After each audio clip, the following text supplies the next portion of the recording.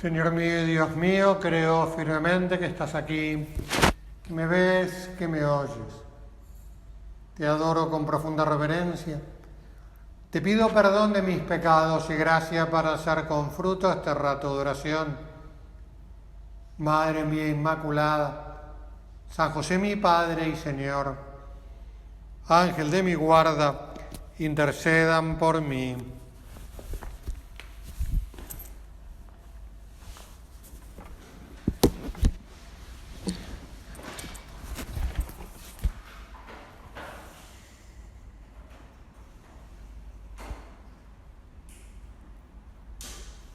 Después de entregar al pueblo judío los mandamientos, Moisés explica el sentido y el lugar que deben ocupar en su vida. Les dice en el libro del Deuteronomio, lo leíamos el domingo en misa: escucha, Israel, los preceptos y las leyes que yo les enseño para que las pongan en práctica. O sea, realmente no es una enseñanza para la teoría, para tener una biblioteca, sino para vivir. Así ustedes vivirán y entrarán a tomar posesión de la tierra que el Señor, el Dios de sus padres, les ha dado. Entonces, es el premio, la promesa. Si ustedes cumplen esta ley que yo les doy, serán mi pueblo, vivirán la justicia y por tanto yo les daré la tierra prometida. No añaden ni quiten nada de lo que yo les ordene. No se pongan a decidir, a discernir que sí, que no. Observen los mandamientos del Señor tu Dios, tal como yo se los prescribo. Obsérvenlos y pónganlos en práctica, porque así serán sabios y prudentes a los ojos de los pueblos, que al oír estas leyes dirán: realmente es un pueblo sabio y prudente esta gran nación. Es decir, hay una promesa, pero hay un contenido que no solo es un reglamento, hay una cuestión de sabiduría y de prudencia, es decir, de vivir de acuerdo a la razón.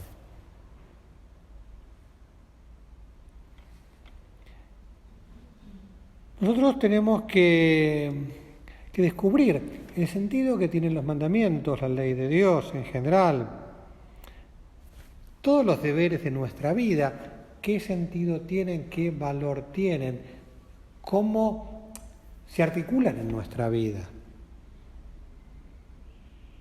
En primer lugar, los mandamientos. En una ocasión el Papa Benedicto explicaba su sentido más profundo. Decía: Dios nos ha dado los mandamientos para educarnos en la verdadera libertad y en el amor auténtico, de modo que podamos ser realmente felices. O sea, ¿cuál es el sentido de los mandamientos? Educarnos en la libertad. Es decir, la libertad solo puede realizarse y engrandecerse gracias a la educación que le aportan los mandamientos, el discernimiento del bien y el mal. Y el amor auténtico. O sea, gracias a los mandamientos somos capaces de amar. Nos educan en el amor, de modo que podamos ser felices.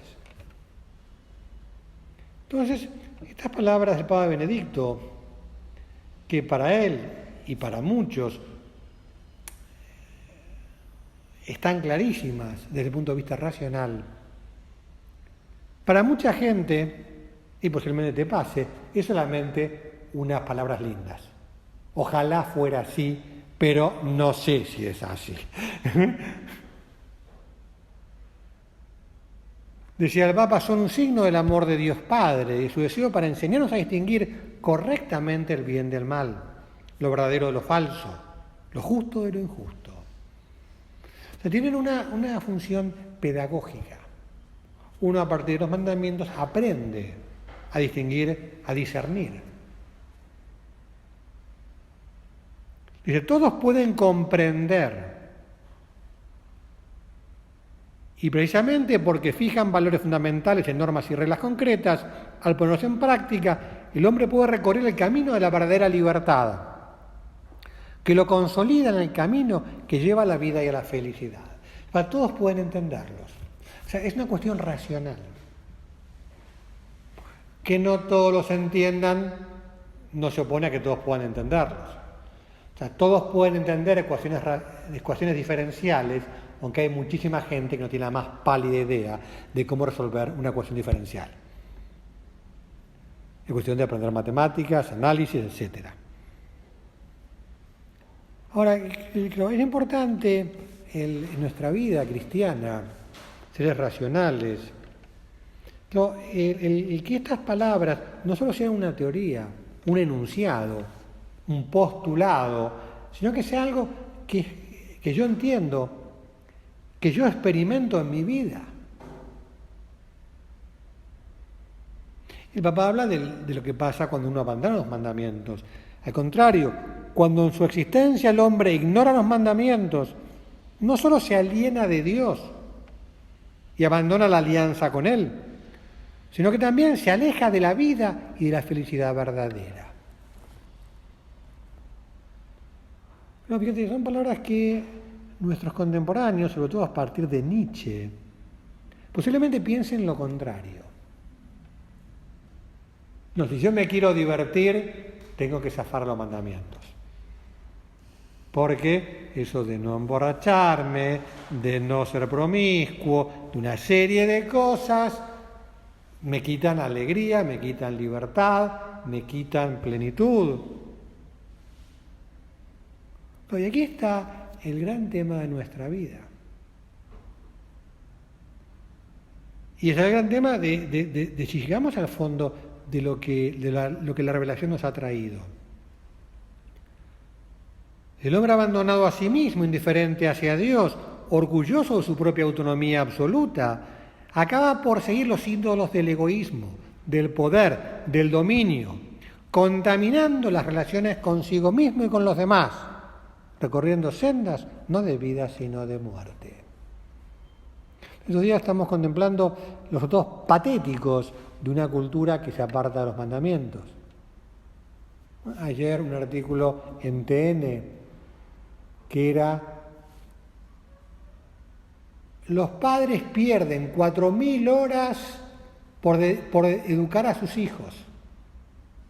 Como diciendo, abortalos cuanto antes, no pierdas el tiempo. Claro, hay que ser macabro para proclamar, una mujer la que lo escribe, que lo peor que te puede pasar en la vida es tener un hijo, porque vas a tener que invertir 4.000 horas de tu vida que las vas a perder. Claro, cuando encontrás a políticos en medio de una pandemia, en medio de una pobreza creciendo, discutiendo sobre cuestiones de sexualidad, ellos no pueden ser tan extraterrestres. O sea, no pueden perder la brújula de tal manera, si están tantos locos. Y se puede decir de casi todo, porque entonces el egoísmo, la ignorancia, los afanes de dominio. Bueno, el entender la sabiduría que encierra. El primer paso es entender la sabiduría que encierran, sobre todo los que culturalmente están más atacados. El cuarto mandamiento, que es el mandamiento de la familia. El sexto y el noveno, que son los que tienen que ver con el amor y la sexualidad.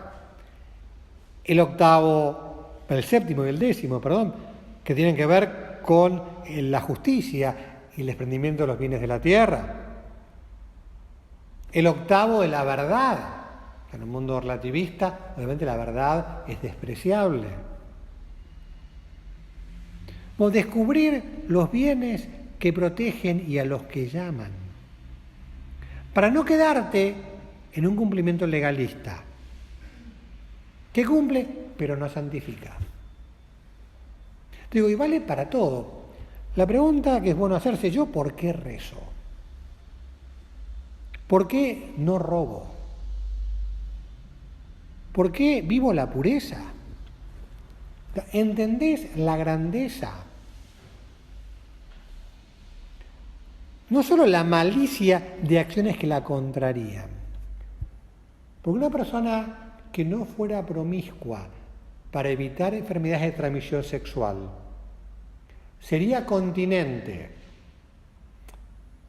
pero no tendría la virtud de la castidad, porque la virtud es la adhesión al bien, por amor. ¿Entendés la llamada que encierran? Te hace feliz luchar por vivirlos, más allá de que a veces cueste, que una persona le falle, que tenga caídas.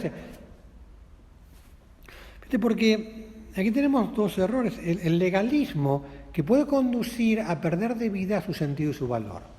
En el legalismo es muy cómodo. Hacelo, ¿por qué? Porque está en el reglamento. Chao, listo, no jorobes. No busques entender. Me fue el alma a los pies hace años en una catequesis familiar en Buenos Aires, cuando una mujer buena, que buscaba la santidad, etcétera, queriéndose hacer entender por qué, de dónde venía el bien y el mal, racionalmente, me decía: Padre, no queremos pensar, díganos qué está bien y qué está mal y listo. No, tenemos que pensar. Claro, porque el legalismo, que en el fondo detrás del legalismo está el miedo. Hablaba con una persona hace poco que me decía, un hombre mayor, y me decía: cuando yo era chico, todo era por miedo. Entonces, lo importante era no condenarse, no irse al infierno. Entonces no hay que pecar para no irse al infierno. Y así, claro, no es huyendo del mal, como uno ama el bien. Lo es lo que le pasaba a los fariseos. Con los fariseos querían cumplir reglamentos, entonces vivían poniendo reglitas. Dice el Evangelio, los fariseos, con algunos escribas, se acercaron a Jesús y vieron que algunos de sus discípulos comían con las manos impuras, es decir, sin lavar. Escándalo. Pero el escándalo no por el peligro de COVID. Yo cuando vivía en Uganda, en una época vivía con un médico, y en una época hubo un brote de cólera por ahí, entonces me quería hacer lavar las manos antes de cada comida. Digo, no me hinches, no estaba en contacto con nadie que tiene cólera, así que no, imposible que me contagie. Pero no era por eso, no era por cuestión sanitaria, sino porque, claro, si un pagano había tocado esta lámpara, y yo venía y tocaba la lámpara, se me pegaba la impureza del pagano. Entonces tenía que lavarme, porque si yo comía algo con mis manos impuras, me metía la impureza del pagano en mí. Claro, y de locos, porque entonces van mezclando lo que es la ley de Dios con reglitas así. Y Jesús dice, para un cachito. Dice, lo que hace impuro al hombre no es lo que entra, sino lo que sale de él. Y Jesús dice, es del interior, del corazón de los hombres, donde provienen las malas intenciones. Y Jesús hace una lista larga. Dice, las fornicaciones, los robos, los homicidios, los adulterios, la avaricia, la maldad, los engaños, las deshonestidades, la envidia, la difamación, el orgullo, el desatino. Todas estas cosas proceden del interior y son las que manchan al hombre. O sea, el problema no está en la acción externa, sino que la precede.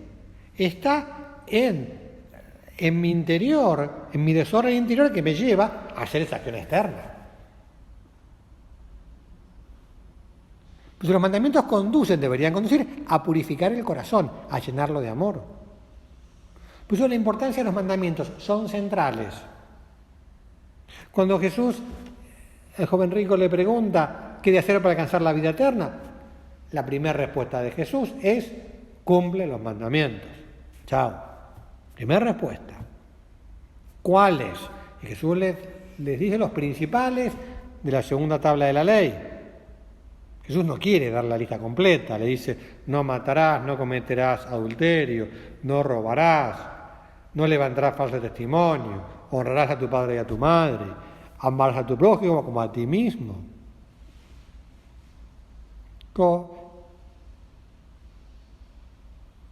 Claro, evidentemente los mandamientos del Decálogo son la refracción, así como la luz en un prisma se refracta en los colores primarios, en los arcoíris. De igual manera, dice, Juan Pablo II explicaba, los diversos mandamientos no son más que la refracción del único mandamiento que se refiere al bien de la persona, como compendio de los múltiples bienes que denotan la identidad del ser espiritual y corpóreo. O sea que el amor a Dios y el amor al prójimo se abre en todas esas concreciones que nos muestran dónde está la verdadera humanidad. Están destinados a tutelar la imagen divina que hay en nosotros. Por eso es una exigencia básica de amor al prójimo y su verificación. ¿Y qué cambia con Jesús? ¿Qué lugar ocupan? Si el Antiguo Testamento era en el centro de la alianza con Moisés, ¿en el Nuevo Testamento qué lugar ocupan? Y Jesús en el Sermón de la Montaña dice clarísimo, no piensen que he venido a abolir la ley y los profetas, no he venido a abolir sino a dar cumplimiento. Y lo hace en dos sentidos.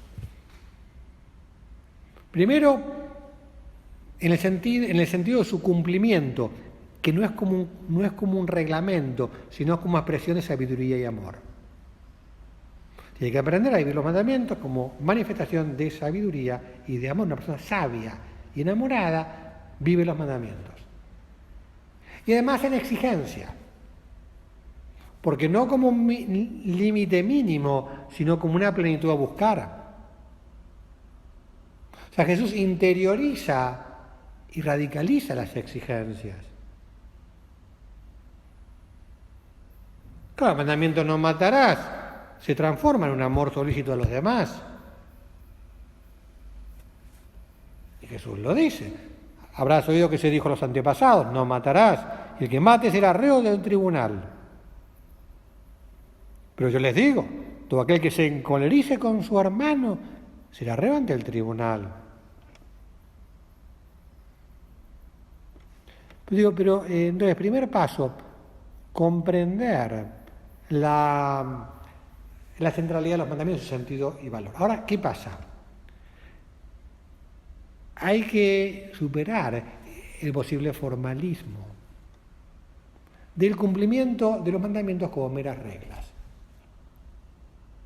El Papa Francisco está hablando de esto en la carta, está en la catequesis actual, está comentando la carta a los Gálatas, y viene hace como 4 o 5 semanas, viene hablando del tema. Y hace 2 semanas hablaba de esto.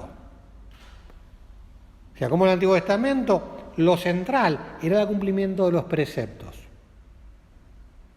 como signo de la alianza con Dios. Y San Pablo se encuentra, los primeros cristianos tuvieron que resolver un problema. Al principio eran todos judíos convertidos.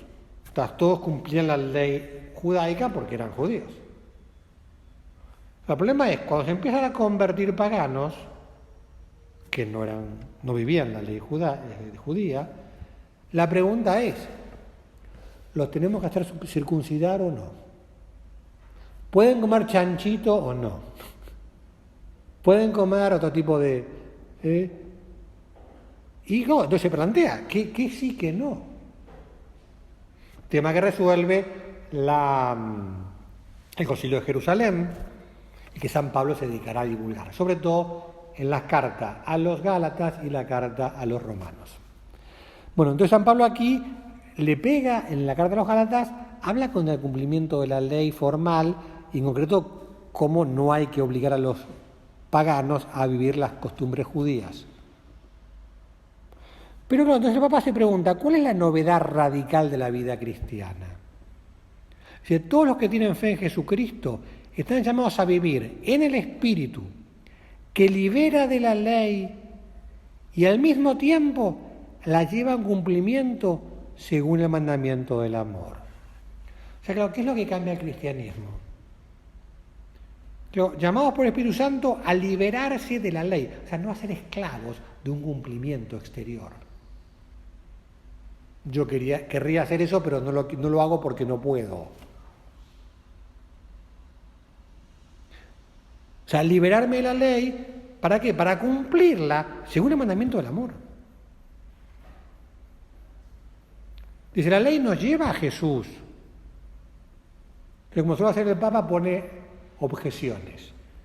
Dice, pero Padre, esto quiere decir que si yo rezo el credo, no tengo que cumplir los mandamientos. No, los mandamientos tienen una actualidad en el sentido que son los pedagogos que te llevan al encuentro de Jesús.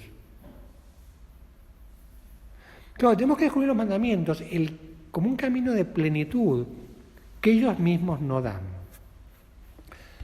Hay tres formas de plantearse, de situarse ante la ley moral y el lugar que ocupa en la propia persona. Hay tres tipos de personas. Primero están, uno puede decir la primera categoría, los que desprecian la ley de Dios.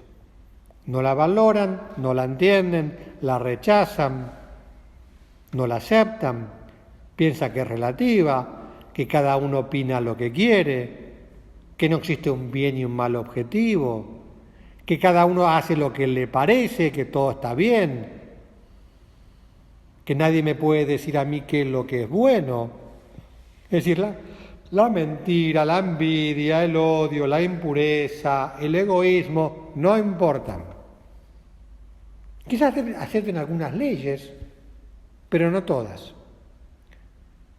No son personas toscas moralmente. San Pablo llamaba el hombre animal. Si el hombre animal no puede entender las cosas que son de Dios. Como muchos de los que nos rodean están en esta situación. Y necesitan tu ayuda. Porque piensan que el sexo es para disfrutarlo, que no tiene sentido, no tiene valor, es un mero juego, entonces no tiene contenido y pues no significa nada y por tanto no tiene sentido una ley moral. Claro, esa gente necesita tu ayuda. Que hay que mostrar la racionalidad del bien. Ayúdanos a encontrar la verdad antropológica que fundamenta la moral. Primero para que aprendan a entender, para después aprender a gustar el bien. Que no vean la ley de Dios solo como prohibiciones a lo divertido, sino como camino de plenitud.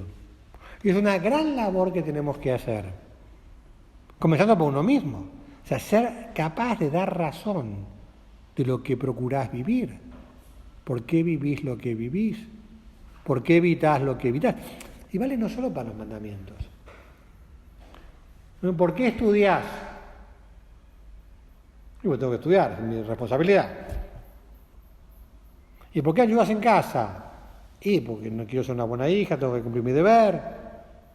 Y no me dices, che, para un cachito. No alcanza. Y es el segundo estadio. El primer estadio es el que rechaza la ley o los deberes, el chanta, el irresponsable. El segundo estadio es el que procura, valora la ley y la cumple, pero se queda ahí. La casa con cumplir, procura no hacer cosas malas. Piensa que con eso alcanza su objetivo. Cumple con Dios, ya es bueno. Se confiesa cuando peca. Quisiera no pecar, pero no apunta más alto. No entiende la virtud, la belleza del bien. Se queda en no faltar a la ley, en no pecar. Evidentemente, el salto del primero al segundo es infinito hacia el bien, pero es muy pobre, porque se queda en alejarse del mal, en quitarlo de la vida. Entiende lo que está mal y no lo quiere para su vida, pero no aspira al verdadero bien. Cumple, pero no llega a amar. Y por eso es una persona que interiormente está coaccionada por la ley. No se siente libre. Porque si yo si fuera libre haría otra cosa. Viviría distinto. Que es un cristianismo encorsetado.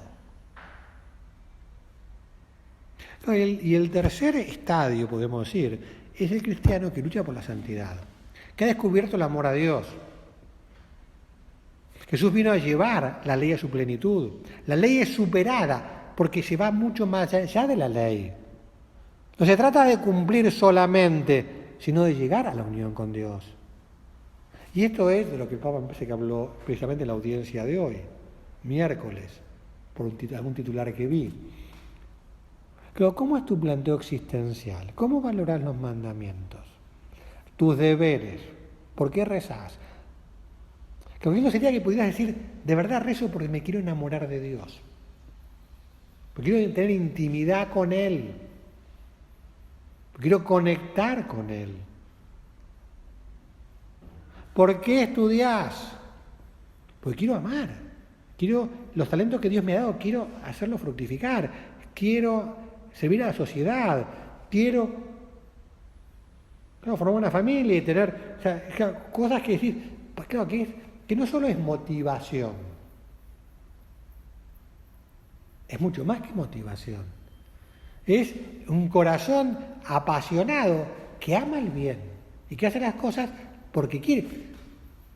Como tenemos pecado original, nos cuesta, nos cansamos, nos hartamos. O sea, eso es parte del invento. Pero que necesitamos renovar la ilusión. O sea que a mí siempre las preguntas de las cosas que no me gustan nada, me van a decir, es cuando me dicen, padre, ustedes pueden esto, pueden lo otro. Ustedes no pueden casarse. No hay nadie con una pistola, si te casaste disparo, te mato. Yo no quiero casarme. O sea, yo entregué por amor mi vida a Dios. Y estoy feliz de haberle dado mi vida a Dios. Es el tipo más libre del mundo. No es que no pueda. Y eso tiene que ser pues el tema de libertad y ley, libertad y responsabilidad, libertad y deber, amor y deber. Son todas cosas que la sociedad, la cultura moderna ha descajado. Si soy responsable, tengo que cumplir. Si soy libre, no cumplo la ley. Si amo, me separo un cachito. Tengo que ser libre siempre y amar siempre y querer el bien siempre y es porque quiero, porque soy... Claro, y es la gran integración que hay en nuestra vida, que eso lo da la vida interior, lo da el amor a Dios. Y esa es la búsqueda de la santidad. Como ya está en San José María, compartir todos los momentos y circunstancias de mi vida en ocasión de amarte. Pero tenemos un peligro porque muchas veces somos como los aviones que vamos en piloto automático. Y uno va y hace, se levanta temprano. ¿Y por qué? Pues me puse un despertador, chao. No, me levanto temprano porque quiero amarte, Señor, y servirte el día de hoy. ¿Y por qué hago esto, Señor? Porque quiero amarte, porque quiero... O sea, tenemos que renovar la ilusión y el amor y la decisión de servir y amar a Dios. Y de llevarlo a corredimir este mundo. Y entonces, claro, la vida nos está llena y se nos llena la vida. Digo, con momentos de oscuridad, de cansancio, con subidas y bajadas, pues no somos de plástico. Pero claro, eso es lo que el Señor quiere de nosotros. Por eso que pienses cómo enriquecer tu empeño por ser mejor cristiana. Cómo llenar de sentido, de contenido, de alegría tu esfuerzo por ser una buena hija de Dios, un buen discípulo de Cristo. Por querer que nuestra vida sea útil, deje pozo, sea grande, con todo lo que lleva consigo. Que la Virgen, que pocas personas tuvieron la plenitud de vida y de felicidad y de empuje y de amor. Lo más antiformalidad y anticumplimiento barato, digamos, que la Santísima Virgen, que nos enseña de verdad a hacer todas las cosas por amor.